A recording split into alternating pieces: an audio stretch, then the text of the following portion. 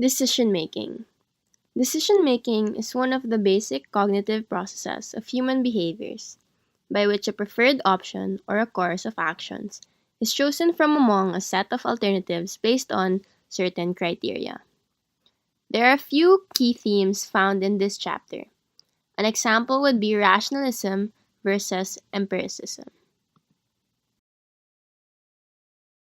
The earliest models of how people make decisions are referred to as classical decision theory.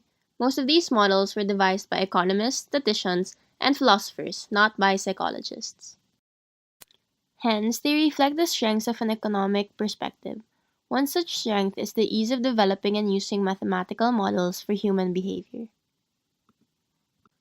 Our thesis is the model of economic man and woman, or rationalism. This model assumes three things.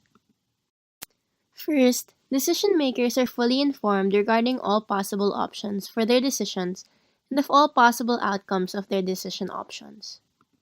Second, they are infinitely sensitive to the subtle distinctions among decision options.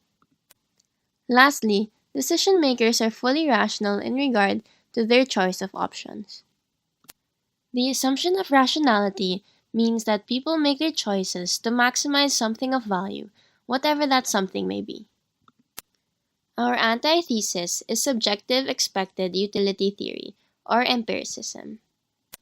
The goal of human action is to seek pleasure and avoid pain. According to this theory, in making decisions, people will seek to maximize pleasure, referred to as positive utility, and to minimize pain, referred to as negative utility.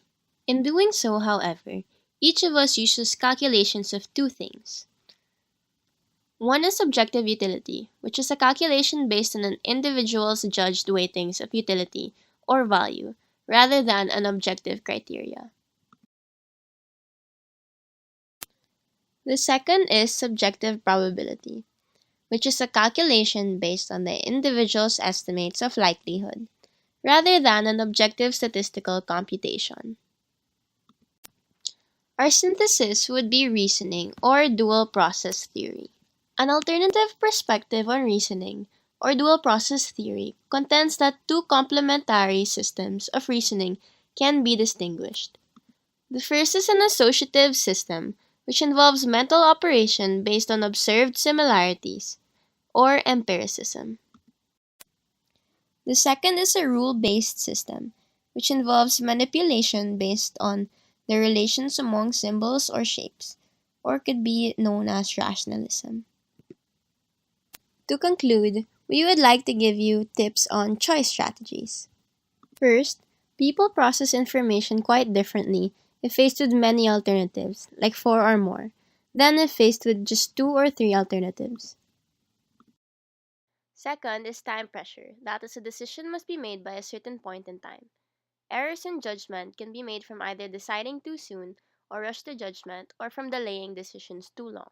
Lastly, individual differences in values will define what constitutes an accurate or high quality decision, like whether or not an individual is satisfied with the decisions made. It is also likely that we adjust our quality standards as a function of task demands, such as time pressure and complexity of the decision. Thank you!